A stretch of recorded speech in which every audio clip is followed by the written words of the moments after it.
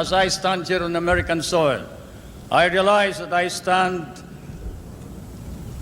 on what may be the center of the government of the United States of America, here where, as I have often stated, the future is.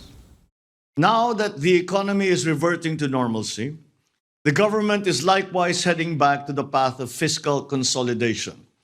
We will reduce the government debt to GDP ratio to below 60% by 2025, and further down to 51.2% by the end of my term in 2028. These are part of many of the plans and programs that we will have in order to address these issues. But to be able to curtail these programs, I must ask of you that the time for politics has come to an end, the time for public service in Ilocos Norte.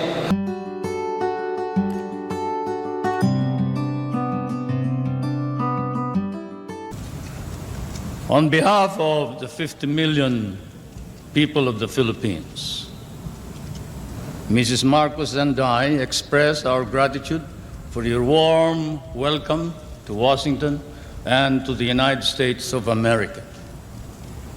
This great and beautiful city, that is one of the few cities that was built as the capital for a great nation, is indeed, as has been written, the key to knowing the secret of America. And this house of the American people, an American frontier that never vanishes. Your beautiful city with its grand memorials, its monuments, its walks, is indeed a city that memorializes the great achievements of your people for the past 2 centuries. But more than that, it keeps offering to the enterprising and the talented, the courageous and the strong, the rewards of effort and of initiative. At the same time, as I stand here on American soil, I realize that I stand on what may be the center of the government of the United States of America, here where, as I have often stated, the future is being born. Ladies and gentlemen, good afternoon. On behalf of the Philippine delegation, I wish to express our gratitude to the New York Stock Exchange for inviting us here today. I consider it an engagement of invaluable opportunity to share with you how we are further opening up our economy to accelerate our recovery.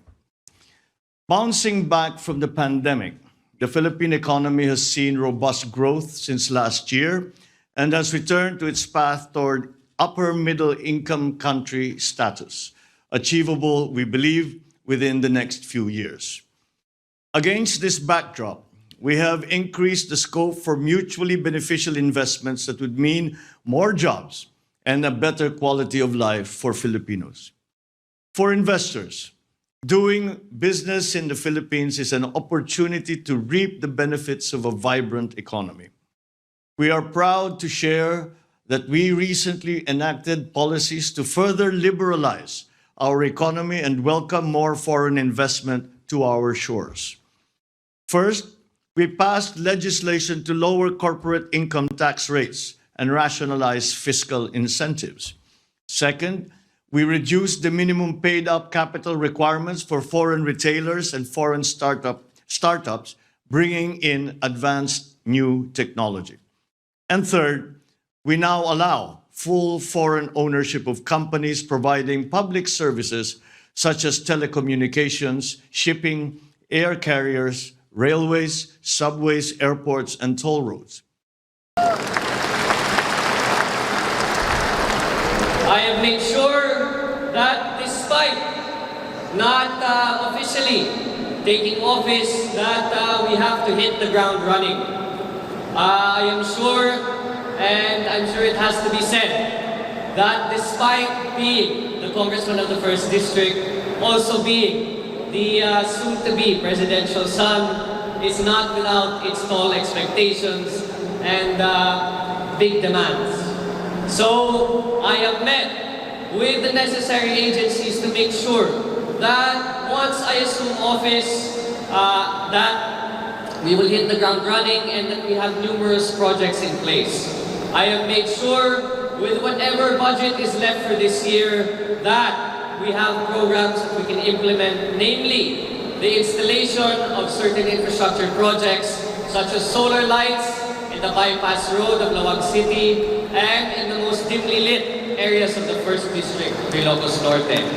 Secondly, to bring back the employment that we have lost due to the pandemic, I have reinitiated, after speaking with the Department of Labor and Employment, the government internship program, which has unfortunately taken a backstage in recent time, and that is to not only provide the short-term remedies that TUPAD will provide, but give a 6-month internship program to 18 to 30-year-old applicants to work in any agency of government in Ilocos Norte paid for by the district office.